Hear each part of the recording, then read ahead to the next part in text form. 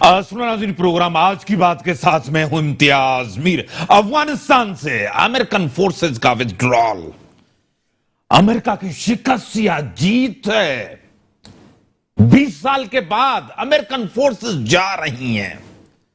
हमसाया ममालिक में बड़ी तशवीश है।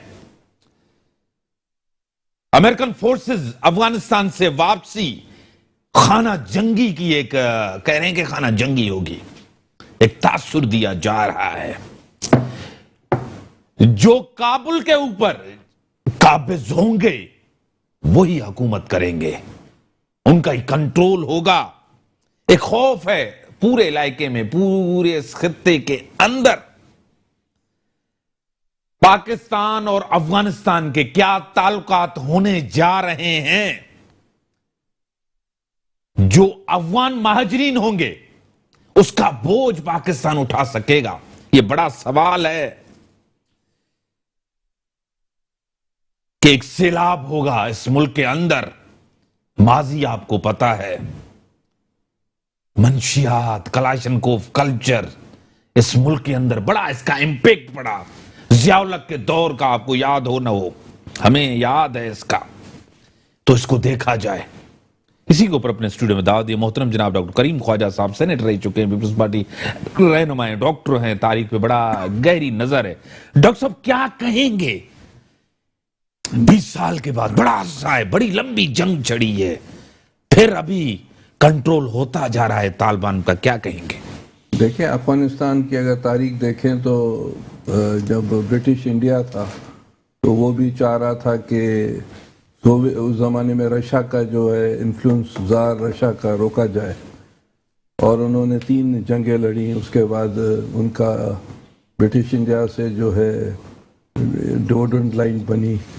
उसके बाद अगर आप सेकंड स्टेज में देखेंगे तो 79 में सोवियत रूस आया, 10 साल जंग चली वहाँ। 10 साल के बाद सोवियत रूस चला गया, और उसके बाद जो है सोवियत रूस जब गया तो नजीबुल्लाह था। नजीबुल्लाह 89 से 92 तक हुक्मरान था। उसके बाद जो है ये मुजाहिदीन सो कॉल्ड, जो अमेरिकन पेट्रो डॉलर पर सो कॉल्ड जहाद लड़ रहे थे, तो इन्होंने कुछ नहीं कर पाए। 96 तक ये कभी एक जाता था, कभी दूसरा आता था। 96 में ये तालिबान जो है पाकिस्तान का इनविजिबल फोर्स का प्रोजेक्ट था, जिसने आकर जिस तरह माजी करीब में कंपोचिया में खेमरूज पॉलपार्ट ने जाकर कब्जा किया और खून रेजी की, इन दहशतगर्दों ने जाकर 96 पर कब्जा किया। और बदकिस्मती ये थी कि इस प्रोजेक्ट को चलाया गया 4-5 साल तक।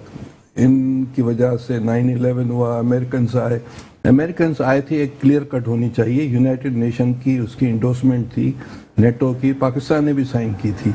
20 साल अमेरिकन की वजह से स्टेबिलिटी थी वहाँ अफगानिस्तान में। आपका भी दोस्त टेलीफोन लाइन पे सर, मैं उसको भी ले लूं। जफर हिलाली साहब बड़े मारूफ साबिक सफीर हैं, एनालिस्ट हैं, एंकर पर्सन भी हैं। जफर हिलाली साहब, मैं आपको वेलकम करता हूं अपने शो में। थैंक यू जी। और सेनेटर साहब हैं डॉक्टर करीम ख्वाजा साहब, आपके ख्यालात दोनों के एक ही हैं, मैं आपको वेलकम करता हूं अपने शो में। थैंक यू, शुक्रिया। फोर्सेस जा रही हैं, किसकी जीत किसकी हार, इस खित्ते के ऊपर बड़ी तशवीश है। फोर्सेस के विथड्रॉल से क्या कहेंगे? देखिए, मैं तो नहीं समझता हूं ये किसकी जीत है, इसलिए कि अमेरिकन जो थे 20 साल रहे हैं और उनके 2000 लोग मारे गए हैं। और अगर आप कंपेयर करें, 2000 लोग उतने होते हैं कि एक ट्रैफिक लाइट पे कुछ सालों में मारे जाते हैं अमेरिका में। सही। तो ये कहना कि वो शिकस्त खा के जा रहे हैं, बिल्कुल गलत बात है। कोई सरेंडर नहीं हुआ, कुछ नहीं किया। एक्चुअली एक तरीके से आप कह सकते हैं कि उन्होंने कहा कि भाई इससे ये कोर्स ऐसा है कि मरना है, अगर कोई फायदा ही नहीं है।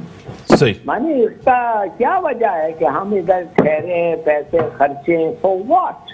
इधर है क्या जो हम प्रॉक्सीज के थ्रू नहीं कर सकते हैं?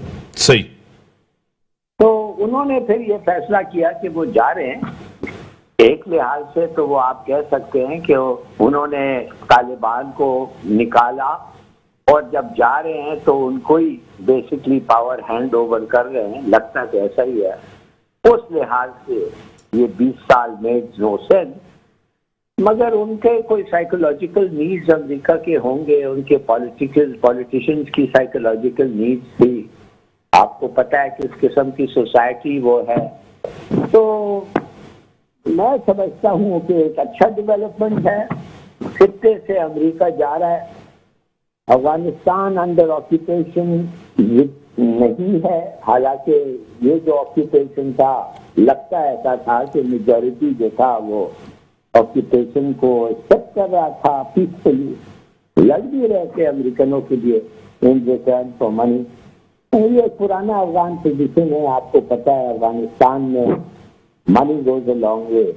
تو میں سمجھتا ہوں کہ یہ اچھا ہوا جو ہوا، مگر شکست اور ڈیفیٹ اور فینٹاسٹک ڈیولپمنٹ اور یہ اور وہ اور یہ سب میرے خیال میں these are not conclusion which are appropriate.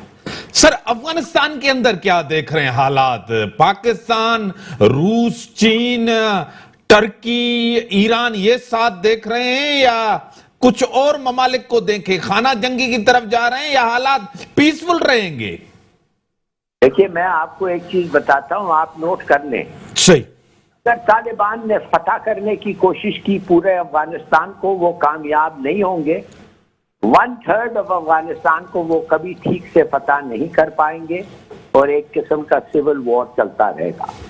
مگر اگر ان کے پاس گڈ سینس ہے اور لوہے جرگہ بلائیں اور لوہے جرگے کا جو فیصلہ ہو بائی میجورٹی ایکسپٹ کریں، تو پھر میرے خیال میں ڈیولپمنٹ بھی آ سکتا ہے اور امن بھی آ سکتا ہے افغانستان میں۔ اب یہ ہے ان کے ہاتھ میں۔ اگر وہ کابل فتح کر کے وہ سمجھتے ہیں کہ افغانستان فتح ہو گیا ہے، ناٹ سو۔ اور اگر وہ سمجھتے ہیں ان کے پاس اتنا پاور ہے کہ پورا افغانستان فتح کرنا چاہتے ہیں، میں نہیں سمجھتا کہ جس قسم کے لوگ ان کے خلاف کھڑے ہوئے ہیں اور جدھر سے ان کی فنڈنگ آئے گی اور جس قسم کی دنیا میں تقسیم ہوگا اس بات سے، میں نہیں سمجھتا کہ وہ اچھا ہوگا افغانستان کے لیے، and now will it be good for them. تو میں اس لیے سمجھتا ہوں بہتر سے بہتر یہ ہے کہ کانفلکٹ ریزولوشن کے لیے لوہے جرگہ بلائیں اور ادھر فیصلہ ہو۔ پاکستان کی پوزیشن کیا دیکھ رہے ہیں؟ پاکستان کو کہاں دیکھ رہے ہیں پوری صورتحال میں؟ دیکھیے پہلے تو یہ دیکھنا ہوگا کہ کابل، جب تک کابل فال نہیں کرتا ہے تو نہ پاکستان کو، نہ طالبان کو خود، نہ امریکہ کو ریلی پتہ چلے گا کہ کیا ہونے والا ہے۔ تو بڑے سارے مسئلے ہیں اس وقت وہ ہونے پہ۔ مثال کے طور پہ یہ ٹروپس کی ایمیونیشن اور آرمز کدھر سے یہ لائیں گے اور سپلائی کیسے کریں گے اتنا جلدی طالبان؟ اور یہ 5000 افغانی ہر سولجرز کو دے رہے ہیں جو سرنڈر کرتے ہیں، وہ پیسے جائیں گے۔ کیا ہوگا میں سمجھتا ہوں کہ کسی کو نہیں پتا کیا ہوگا، مگر میں نے رافلی آپ کو بتا دیا ہے کہ کیا ہونا چاہیے اگر امن پاکستان افغانستان میں ہو۔ بڑی مہربانی سر، بڑی مہربانی۔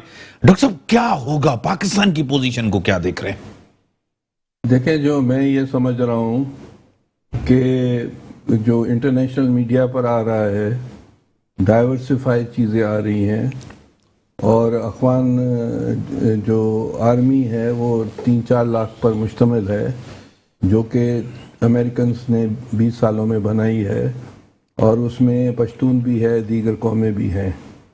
اور دوسری بات یہ ہے کہ تھوڑی باریک بینی کی بات یہ ہے کہ جب افغان وار چل رہی تھی سوویت روس کے خلاف، تو اس وقت پاکستان میں مذہبی پارٹی جماعت اسلامی یا دیگر پارٹیز وہ لڑ رہی تھی۔ اب بارڈر کے دونوں طرف جو ہے مذہبی پارٹیز ضرور ہیں، پر پشتون نیشنلزم زیادہ بڑھ گیا ہے۔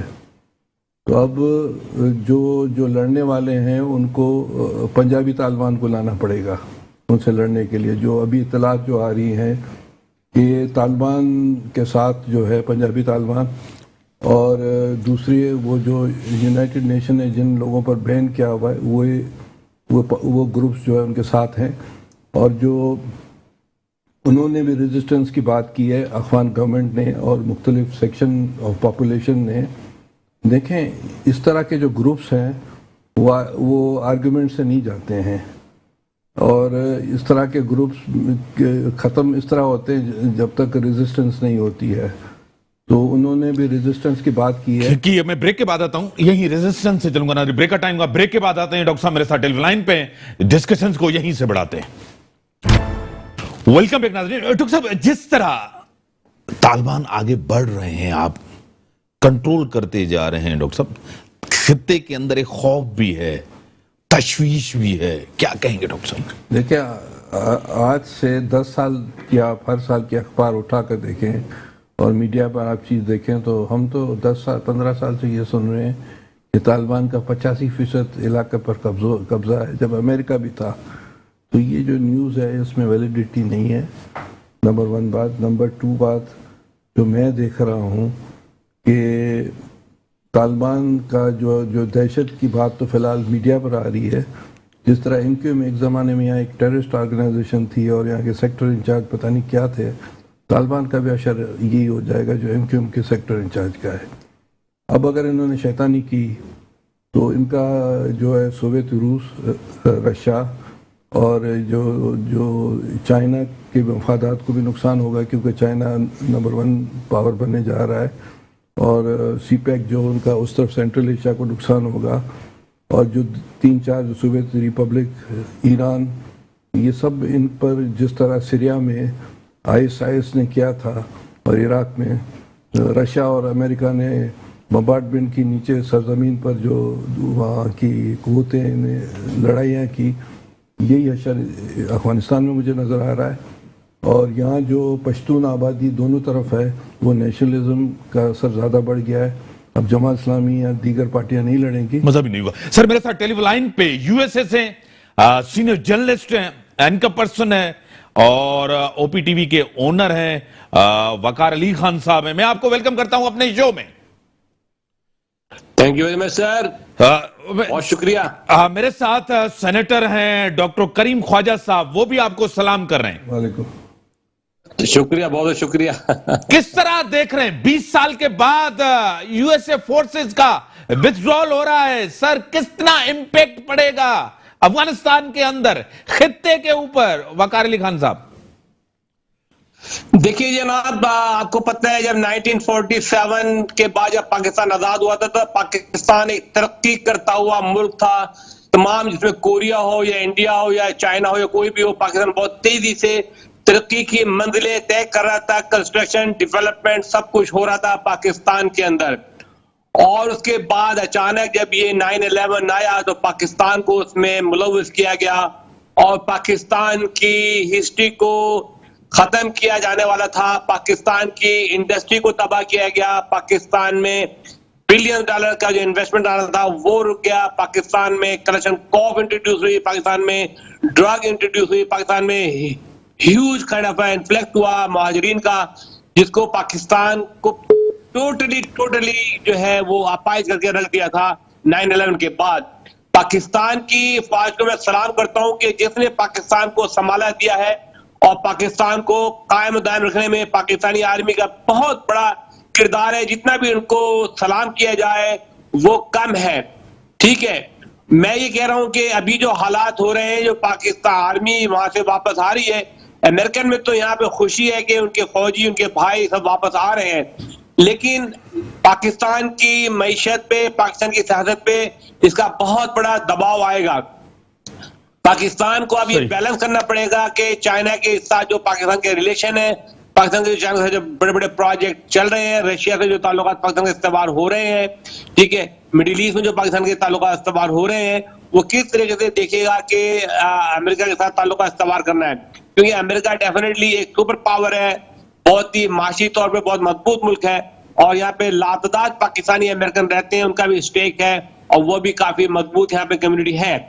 تو ابھی یہ گورنمنٹ کا کام ہے، گورنمنٹ کو دیکھنا ہوگا کہ ہماری ڈائریکشن کیا ہوگی. کیونکہ ابھی بلاول بھٹو بھی امریکہ کا دورہ کر رہے ہیں، ہو سکتا ہے وہ اس حکومت کو اپنی طرف سے کوئی بڑی بڑی آفریں دیں کہ جی ہم آپ کو بیس دے دیں گے، ہم آپ کا ہم اس کو ایٹامک جو پروجیکٹ ہے اس کو وائنڈ اپ کر دیں گے اور انڈیا سے تعلقات استوار کریں گے, کشمیر کا مسئلہ بھول جائیں گے. تو یہ بہت سے مسائل ہیں. میں سمجھتا ہوں کہ افغانستان میں جو آرمی پاکستان سے واپس چلی گئی امریکہ کی, یہ پاکستان کو بہت بڑا چیلنج ہے, اور پاکستان کو اپنی سرحدوں کو بھی مضبوط کرنا ہوگا. اپنے اندر جو انٹرنل پالیٹکس ہے, حزب اختلاف ہے, اپوزیشن ہے, سب سے مل جل کے ان کو رہنا پڑے گا. کیا آپ کو لگ رہا ہے کہ خانہ جنگی ہو سکتی ہے؟ جس طرح جلدی نکلے ہیں, وتھڈرال کیا ہے امریکن, اس سے سول وار کی طرف جا سکتے ہیں؟ جی بالکل. وہاں پہ آپ کو پتہ ہے یہ افغانستان کا ایک ٹریڈیشن رہا ہے کہ وہاں پہ کئی گروپس ہیں, کئی لیڈرز ہیں, کئی گروپ ہیں جو خانہ جنگی شروع کر سکتے ہیں. اس خانہ جنگی کا اثر پاکستان میں پڑ سکتا ہے. دیکھیں یہ بہت گہری سیاست ہے کہ سیریا کو تباہ کیا گیا, تنوریہ کو, عراق کو اور مختلف کنٹری کو جو ہے سلسلہ وار برباد کیا گیا ہے. اب ایک واحد کنٹری مضبوط ملک مسلمانوں کا پاکستان رہتا ہے, تو اس کو یہ کرنا میں بھی اس کے پیچھے ایک سازش ہے کہ یہاں پہ خانہ جنگی شروع کی جائے اور پھر اس کے بعد پاکستان میں بھی اٹیک کیا جائے, پاکستان میں بم بلاسٹ کیے جائیں, پاکستان میں تخریب کاری کی جائے. بہت سی چیزیں اس کے نیچے پنہا ہیں. لیکن اب یہ ہماری جو اپوزیشن ہے, ہماری جو حکومت پاکستان ہے, عمران خان صاحب اور پاکستان آرمی کو, تینوں کو مل جل کر بیٹھنا ہوگا اور بہت اہم ترین فیصلے کرنے ہوں گے. چائنا کو ہم ناراض نہیں کر سکتے, وہ ہماری لائف لائن ہے, بارڈر پہ ہمارا نیکسٹ ڈور ہے اور ہماری ترقی کے اندر کافی وہ آگے ہے. بلوچستان میں وہ ترقی کرنا چاہتا ہے جو ہمارا ایک حصہ ایسا ہے جس میں کبھی کسی بھی پارٹی نے نظر نہیں ڈالی. لیکن میں سلام کرتا ہوں عمران خان کو کہ وہ بلوچستان پہ توجہ دے رہے ہیں. وہ ایک بہت بڑا یعنی کہ گیٹ وے ہے تخریب کاری کا افغانستان سے جو ہو سکتا ہے. تو ہمیں اس وقت بڑی دیکھ بھال کے, اور ہمیں کیا کرنا پڑے گا, ہمیں جو امریکہ میں جو پاکستانی امریکن جو ہے وہ کافی مضبوط, فائنینشلی اسٹرانگ, پولیٹیکلی کنیکٹڈ ہیں with the Biden government, with the Nancy Pelosi, with the Schumer senator کے ساتھ جن کے تعلقات بڑے ڈائریکٹ ہیں. ان کو ایک بہت بڑا اپنا کردار ادا کرنا پڑے گا کہ پاکستان امریکہ کی پالیسی پاکستان کے لیے مناسب ہونی چاہیے. ڈاکٹر صاحب آپ ٹیلی فون لائن میں, ڈاکٹر صاحب بڑی اہم بات کی ہے کہ گورنمنٹ کو, اسٹیبلشمنٹ کو اور اپوزیشن کو بیٹھنا پڑے گا. چائنا کا بڑا اہم رول ہے اس چیز میں, کیا کہیں گے ڈاکٹر صاحب؟ چائنا کو بھی خطرہ ہے کہ ان کا جو وخان کوریڈورز کے تھرو اگر یہ طالبان ویگر مسلم میں اگر تحریک لے کر جاتے ہیں تو ان کو بھی خطرہ ہے کہ ان ڈی اسٹیبلائزیشن آ سکتا ہے سارے خطے میں, اور جو سینٹرل ریپبلکس ہیں وہ ان کو بھی خطرہ ہے. جہاں تک طالبان تو پاکستان کی انویزیبل فورس کا پروجیکٹ ہے.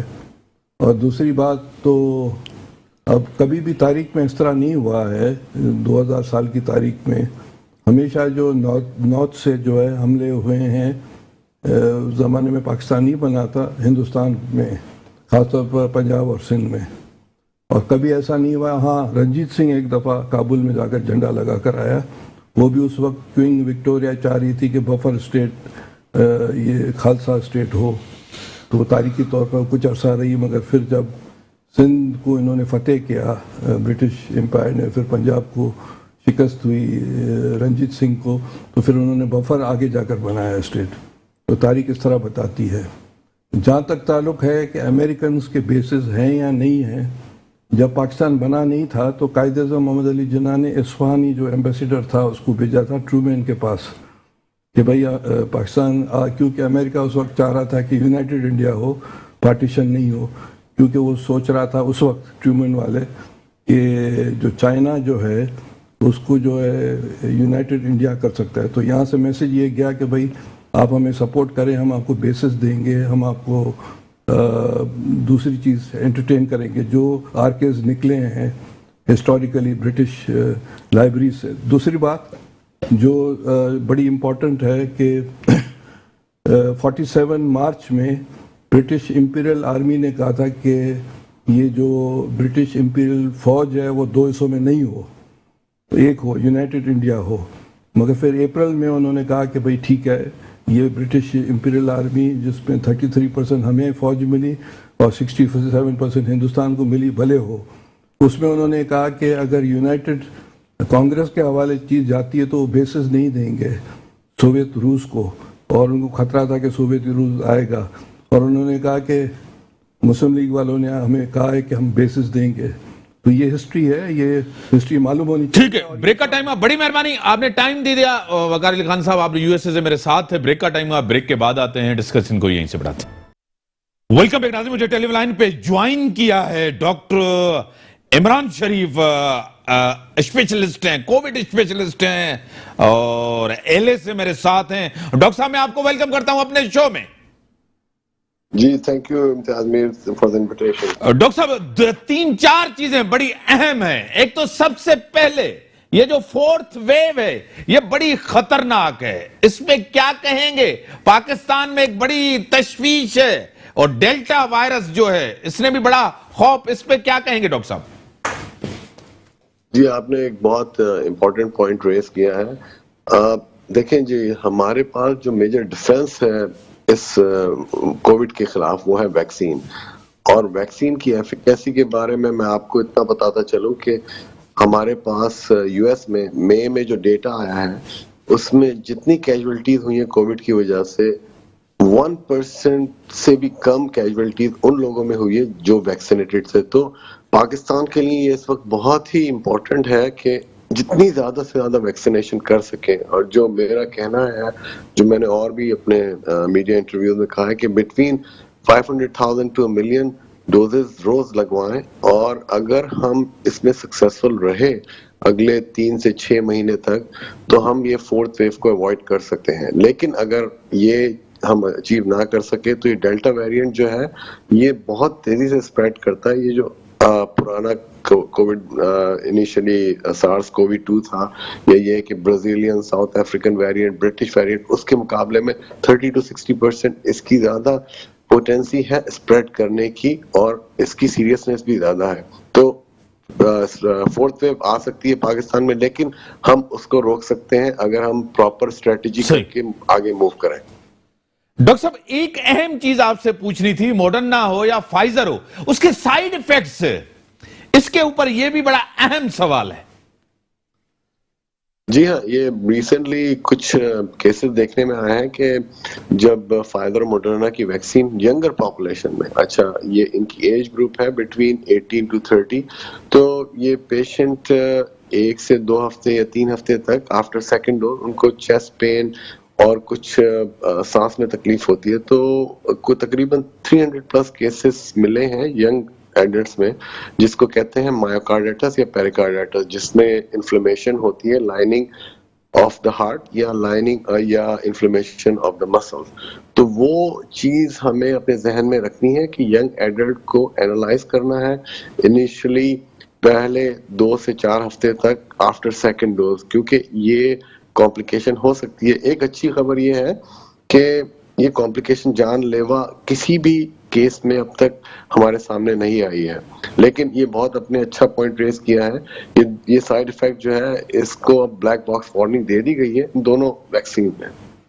डॉक्टर साहब, रात को एक सवाल किसी ने भेजा, उन्होंने मुझे कहा है कि डॉक्टर साहब आए तो उससे जरूर पूछें, अगर कोई बंदा अगर साइनोफार्म या साइनोविक वैक्सीन करवाता है, अगर किसी मुल्क में जाता है तो वो उसको कहते हैं कि ये वैक्सीन नहीं, आप फाइजर करवाएं, ऑलरेडी उसको 2 वैक्सीन लगे हुए हैं, क्या वो फाइजर भी करवा सकता है? उसको नुकसान तो नहीं होगा? देखिए, आपने ये बहुत ही अच्छा सवाल किया है। अब जो हमारे पास इंफॉर्मेशन है फाइजर, मॉडर्ना, साइनोफार्म और J&J, एस्ट्राजेनेका, नोवोवैक्स, ये सारी वैक्सीन जो है इफेक्टिव है, और जहां तक अगर आपने एक वैक्सीन लगवा ली है तो दूसरी वैक्सीन लगवाने की जरूरत नहीं है। तो ये यूनिवर्सली ये चीजें थोड़ी चेंज होंगी जैसे जैसे टाइम गुजरेगा, लेकिन अगर आपने साइनोफार्म लगवा ली है और अगर आप दूसरी वैक्सीन लगवाना चाहेंगे तो आपको कम से कम 3 महीने तो वेट करना पड़ेगा, और उसके बाद आप दोबारा इनिशिएट कर सकते हैं इस प्रोसेस को, जिसमें आप फाइजर की 2 शॉट्स लगवाएं या मॉडर्ना की 2 शॉट्स लगवाएं।